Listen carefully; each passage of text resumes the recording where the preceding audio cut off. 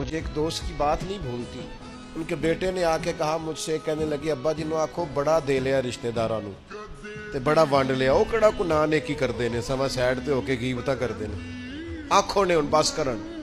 چند باتیں اس نے اس طرح کی بتائیں جو واقعہ شکایت والی تھی. تو میں نے ان بزرگوں سے کہا, میں کہ پاجی منڈا بھی پریشان ہے, کر دے بھی تو چھڈو. سادہ بندہ, ان پڑھ آدمی, محنت مزدوری, اتنی پتے کی بات کی. کہنے لگا حضرت صاحب پتہ نہیں اللہ کدے صدقے پہ دیتا ہے. تو مجھے یہ حدیث یاد آئی مشکات شریف کی. حضور فرمانے لگے اللہ تمہارے کمزوروں کی برکت سے تمہیں عطا کرتا ہے. چھوٹا بچہ کہتا ہے اپنے ابا جی سے پنجہ لڑائیں. سچ بتاؤ, ابا جب چھوٹے بیٹے سے پنجہ لڑاتا ہے تو جیتنے کے لیے لڑاتا ہے؟ بیٹے نے بازو پکڑا ہے, پنجہ ملایا, باپ گر گیا اور ساتھ پتہ کہتا او ہو کنی طاقت ہے. او نہیں طاقت جناب, آپ خوش ہو رہے ہیں کس بات پہ کہ بیٹا جیت جائے تو مزہ بڑا آتا ہے, یہ کامیاب ہو جائے تو مزہ. لیکن آپ سمجھیں اس بات کو جو میں سمجھانا چاہ رہا ہوں. یہ کامیاب کب ہوا ہے؟ ابا جی کو ہرا کے کتنا خوش ہے, وہ کہتا ہو بلے بلے کنی طاقت. بیٹا دوڑ کے آیا ہے, گلے لگا, باپ گر گیا, مجھے گرا دیا, دیکھو کتنی طاقت ہے. یہ کیوں کہہ رہا ہے؟ حوصلہ افزائی کر رہا ہے.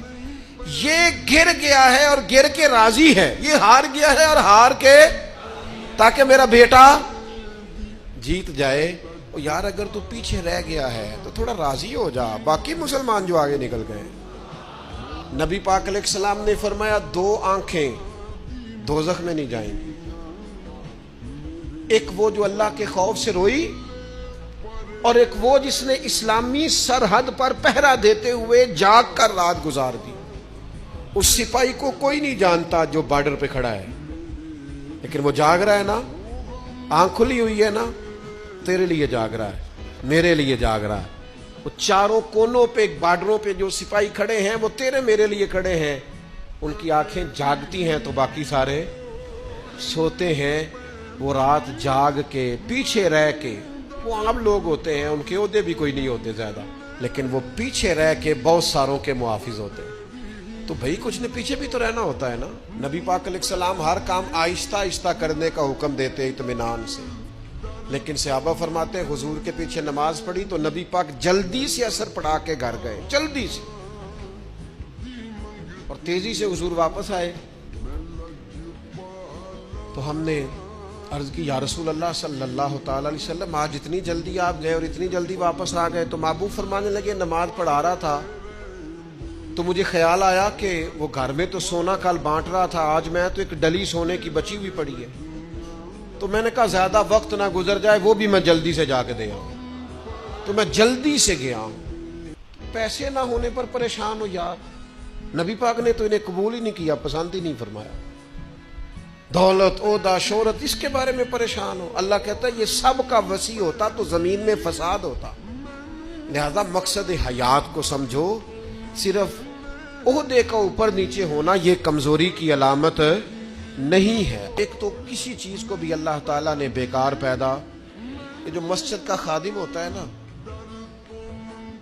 اس کے پاس مسجد کی چابیاں ہوتی ہیں, اور مسجد کے خدام اکثر پڑھے لکھے نہیں ہوتے, کم پڑھے لکھے ہوتے ہیں, لہذا یہ ڈیوٹی کرتے ہیں,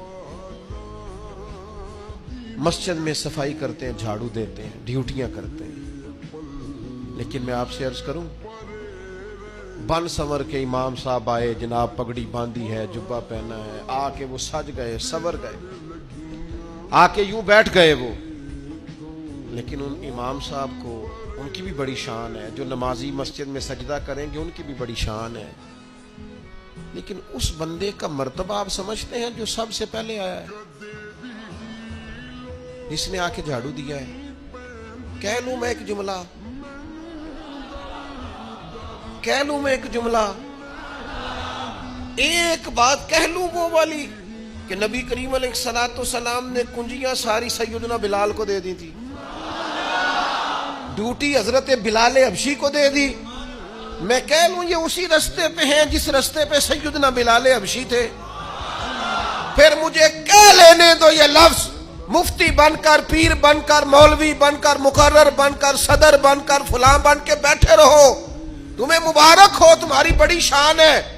پر یہ عظمت صرف سیدنا بلال کی ہے کہ نبی کریم نے فرمایا بلال میں نے معراج کی رات جنت میں بھی تیرے چلنے کی آواز سنی۔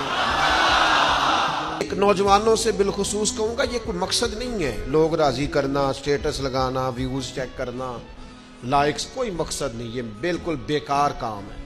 آپ باصلاحیت ہیں۔ کچھ نوجوانوں کو میں دیکھتا ہوں، مجھے ایسے لگتا ہے یہ نوجوان ایسے ملک اور ملت کو چلا سکتا ہے کہ کوئی مقصد نہیں ملا، کوئی کام نہیں ہے کرنے کو، کوئی ڈیوٹی نہیں اپنے ذمے لی، آنا ہے، جانا ہے، بیٹھنا ہے، خوش گپیاں ہیں، تبصرے ہیں، یہ کوئی کام نہیں۔ آپ کا کوئی مقصد حیات ہو، آپ کوئی ڈیوٹی کریں، کوئی کام کریں، کوئی خدمت ہو۔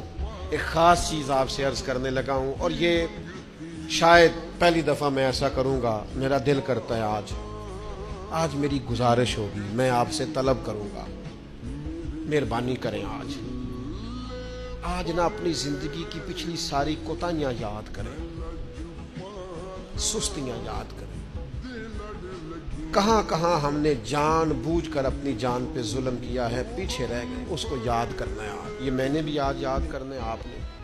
اور پھر ایک اور چیز آپ سے مانگنی ہے، یہ آپ نے ضرور کرنا ہے۔ آج آپ نے پچھلی کوتاہیاں یاد کرنی ہے، اور آج اللہ سے اور اپنے آپ سے ایک وعدہ کرنا ہے کہ مالک ایک زندگی میں ڈیوٹی ہم ضرور کریں گے، وہ چاہے ہم یہ ذہن بنا لیں کہ ہم نے اپنے دوستوں کو نمازی بنانا ہے، یا یہ ذہن بنا لیں او پنڈ دے وچ نا بی بی نو طلاق ہو گئی یا خامد فوت ہو گیا تو اس کے والد نے کہا کہ تیرا نا پھر نکاح کرنا ہے، شادی کرنا ہے۔ میں کہ نہیں ابا جی ان نے اب پتر پھر عمر کی میں گزرے، اس آخیا میں نہ ارادہ کر لیا میں ان ساری زندگی قرآن پاک پڑھانا ہے بچیاں۔ اس طرح کی میں نے درجنوں بیویاں دیکھی ہیں دیہاتوں میں، ساری زندگی اب میں قرآن، کوئی انہوں نے مقصد تو بنایا۔ آج نہ ایک وعدہ کریے، ان بے مقصد نہیں جینا، کوئی مقصد بنانا ہے، کوئی پروگرام، کوئی تھبکی۔ ہمارے ایک بزرگ تھے، وہ فرمایا کرتے تھے میں نے زندگی میں مقصد بنایا، میں نے مایوس لوگوں کے حوصلے بڑھانے، دکھیوں کو کہنا ہے کچھ بھی نہیں ہونے لگا، کرم ہو جائے گا۔ کچھ ارادے نہ کر لیں، کچھ پروگرام نہ بنا لیں، کچھ خیال نہ کر لیں۔ آج سے کوئی مقصد حیات بنائیں، اس پہ ڈٹ جائیں۔ اور مقصد کون سے بنانے ہیں؟ جن کا قرآن پاک ٹھیک نہیں آج نیت کریں انشاءاللہ ٹھیک کرنا، جن کو آتا ہے آگے پڑھانا ہے انشاءاللہ۔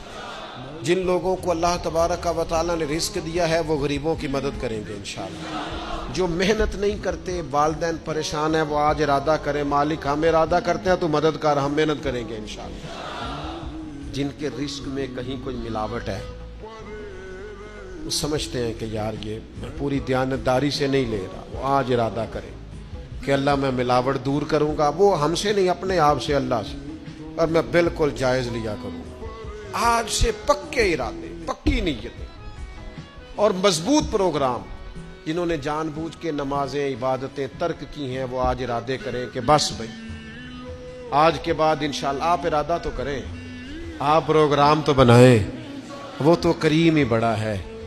صحیح مسلم میں حدیث ہے، حضور فرماتے ہیں جو بندہ اللہ کی طرف ایک بالشت آتا ہے نہ ایک گٹ، اللہ اس کی طرف پورا ہاتھ آتا ہے۔ اور فرمایا جو مالک کی طرف چل کے جاتا ہے اللہ کی رحمت اس کی طرف دوڑ کے جاتی ہے۔ آپ ارادہ تو کریں، دیکھیں تو صحیح، میری طلب بھی تو تیرے کرم کا صدقہ ہے۔ یہ پاؤں اٹھتے نہیں بلکہ یہ اٹھائے۔